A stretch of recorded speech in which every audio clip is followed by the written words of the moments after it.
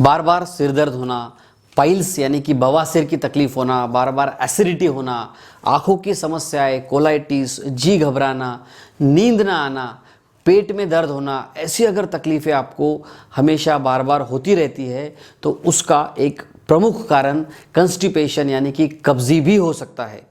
अगर आपको इस तरह की तकलीफ है तो ये वीडियो आपके लिए बहुत इंपॉर्टेंट है, इसको आखिरी तक देखिए।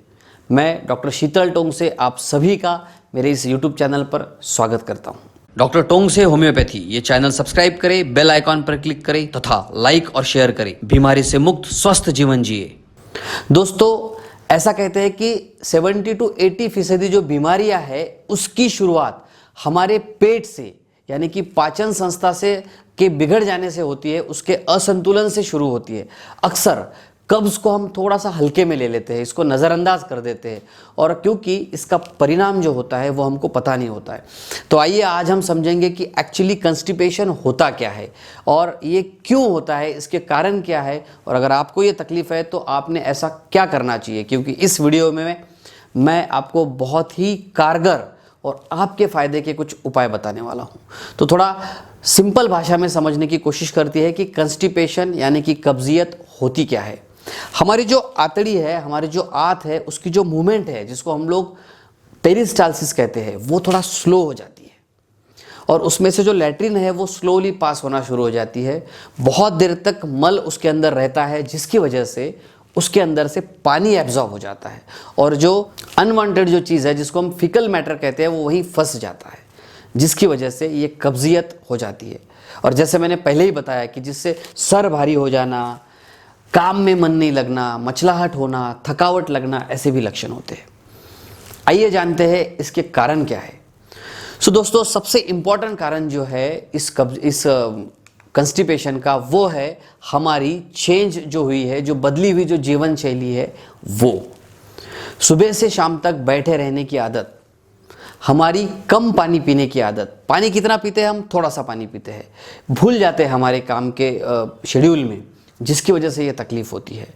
खाने में जो फाइबर होते हैं वो कम खाना, जैसे पत्ता गोभी है, पालक है, बीन्स है, इनकी कमी होना, कम चलना, ज़्यादा बैठे रहना, मेहनत के काम नहीं करना, बहुत देर तक सोते रहना या फिर बहुत कम सोना, ये भी कारण है जिसकी वजह से ये कंस्टिपेशन होता है।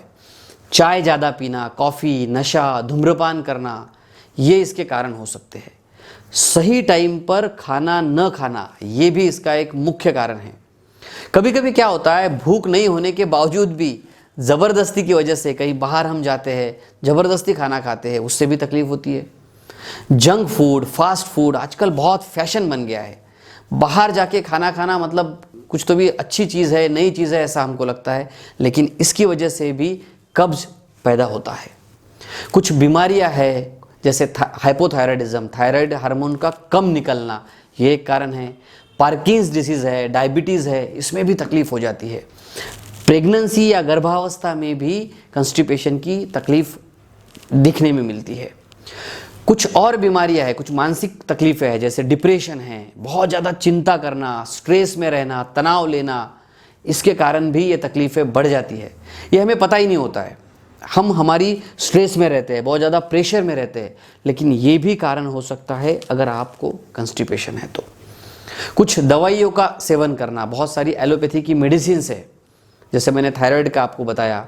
कुछ और भी बीमारियां हैं जिसकी दवाइयाँ बहुत बार बहुत मात्रा में खाते रहने से भी कंस्टिपेशन होता है। ये जो कब्ज़ है ओल्ड एज में भी होता है। अगर आपको कब्ज़ है तो इम्पॉर्टेंट बात है इसका इलाज।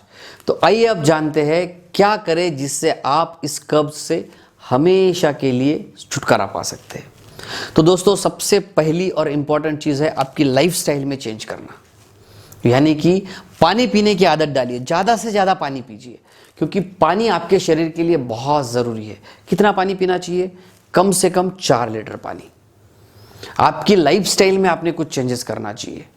खान पान की जो आदतें हैं उसको आपने थोड़ा सा सुधारना चाहिए, उससे भी आप इस तकलीफ से दूर हो सकते हैं। अगर आपको काफ़ी समय से कंस्टिपेशन है तो खान पान आपके लिए बहुत ज़रूरी है। जैसे तली हुई चीज़ें, ये खाने से तकलीफ बढ़ती है तो तली हुई चीज़ें नहीं खाना चाहिए, बाहर का खाना नहीं खाना चाहिए, हरी सब्जियों का सेवन ज़्यादा से ज़्यादा करना चाहिए। बीन्स है, अपनी दालें है, पत्ता गोभी है, मटर है, फल है। फल हमारे शरीर के लिए बहुत ज़रूरी होते हैं। विशेष करके अमृत का फल खाइए, अमरूद आपके लिए बहुत ज़रूरी है। पपीते को खाइए, पपीता आपके लिए बहुत ज़रूरी है। पालक आपके लिए बहुत ज़रूरी है। गाजर, टमाटर, ये सब चीज़ों को आप सलाद के लिए यूज़ करिए। सलाद में अगर आप इन चीज़ों को यूज़ करना शुरू कर देंगे, अगर आपको ऐसी आदत नहीं है तो आप इनको यूज़ करिए, आपका कंस्टिपेशन, आपकी कब्जियत कम होना शुरू हो जाएगी। दोस्तों, सबसे इम्पॉर्टेंट और एक चीज़ है, अगर आपको भूख नहीं है तो खाना मत खाइए। जितनी भूख है उतना ही खाना खाइए। और एक इलाज आप कर सकते हैं, भुना हुआ जीरा गर्म पानी में 3 से 4 बार दिन में लीजिए। इससे भी आपकी कब्जियत कम हो सकती है। एक्सरसाइज जैसे मैंने आपको बताया, तो आपको जो भी सूट होता है, साइकिलिंग करिए, स्विमिंग करिए। स्विमिंग को अगर आपको टाइम नहीं मिलता है, साइकिलिंग को टाइम नहीं मिलता, छोटी छोटी चीज़ों की तरफ ध्यान रखिए। बहुत छोटी सी चीज़ है, बहुत छोटी सी। चलने की आदत डालिए। अगर आपको घर से थोड़ा सा दूर जाना है तो पैदल चलकर जाइए, लिफ्ट की बजाय पैदल चलने को प्रेफरेंस करिए। और एक इम्पॉर्टेंट इसमें आप कर सकते हो, वो है अलसी के बीज। अलसी के बीजों में औषधीय रूप बहुत अच्छे होते हैं, जिसको काफ़ी गुणकारी माना जाता है। अलसी के बीजों को पीसकर रात में 1 चम्मच चूर्ण को पानी के साथ खाने से कब्ज से राहत मिल सकती है।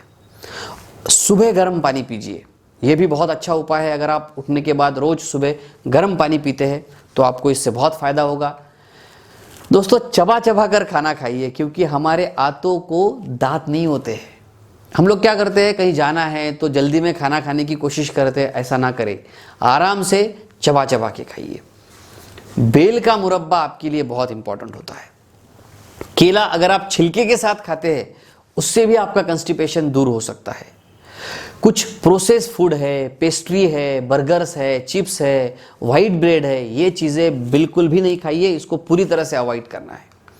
तली हुई चीज़ें, मिर्च मसाले, अधिक बहुत ज़्यादा प्रमाण में उबली हुई चीज़ें, इन सब को बंद कर दीजिए। सभी प्रकार के फ्रूट्स खाइए, जैसे मैंने आपको बताया, पत्तीदार सब्जियां, पपीता, ये सब चीज़ें खाइए। नारियल पानी पीजिए। और सबसे इम्पॉर्टेंट बात, जो चीज़ें शरीर के लिए हानिकारक है उनको रोक दीजिए। कोई भी चीज़, अगर कोई भी डिश आपकी आंखों के सामने आती है तो सबसे पहला सवाल ये पूछिए, क्या ये चीज़ खाने से मेरी सेहत अच्छी होने वाली है? अगर जवाब ना है तो उस चीज़ को बिल्कुल भी खाना नहीं है। और अगर फिर भी आप इस बीमारी से परेशान हैं तो दोस्तों, होम्योपैथी का इलाज करिए। होम्योपैथी बहुत ही कारगर चिकित्सा प्रणाली है। होम्योपैथी में ऐसी बहुत सारी अच्छी अच्छी दवाइयाँ हैं जिनका उपयोग अगर आप करते हैं तो आप इस कब्जियत से भी और किसी भी प्रकार की आपके पचन संस्था से रिलेटेड, डाइजेशन से रिलेटेड अगर बीमारी है, उससे पूरी तरह से मुक्त हो सकते हैं। धन्यवाद।